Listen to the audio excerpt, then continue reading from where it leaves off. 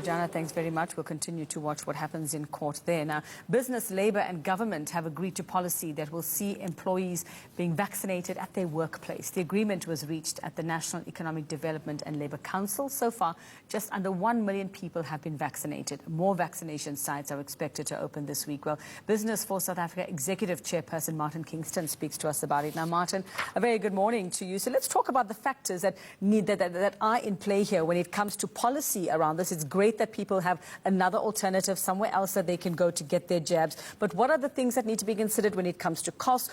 For example, also, if somebody works for you but they don't want to take the vaccine.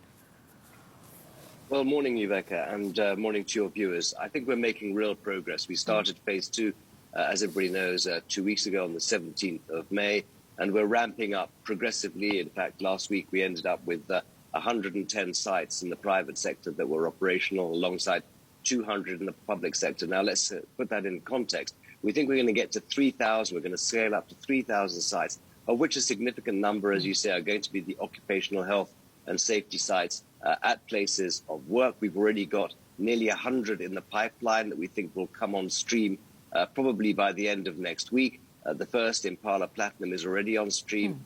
We think that Ford and Eskom will also be on stream. And we're talking about them administering in the order of 1,000 jabs per day for these individual workplace sites, some less, some more. We need to get to 250,000 jabs a day as a country. And obviously the private sector and employers can make a very significant contribution in that regard. If we're going to be able to vaccinate the majority of the most vulnerable in the population, those are the over 60s, before, the onset of both the third wave and winter in the next month or so.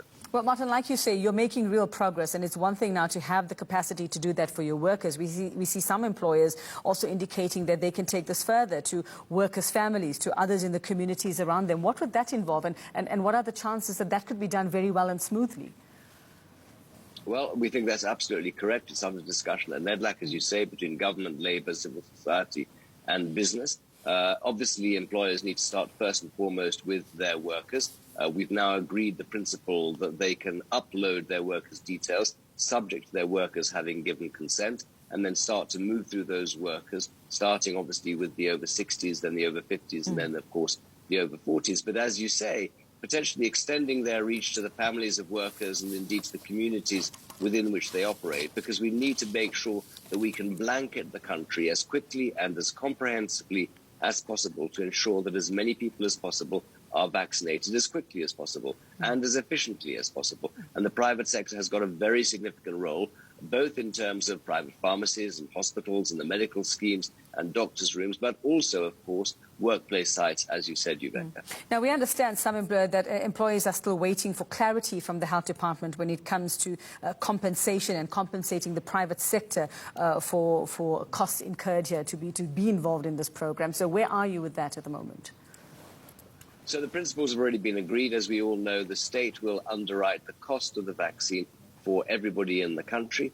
If, in fact, people are covered by medical aid, either privately or through corporate schemes, that will be recovered from medical aid schemes. To the extent that employers are prepared to go beyond that and pay for either the cost of the vaccine and or the administration, we know there's a fixed administration fee, there's a scheduled cost for the vaccines. The state will, of course, welcome that. But in the event that they don't, the state will reimburse the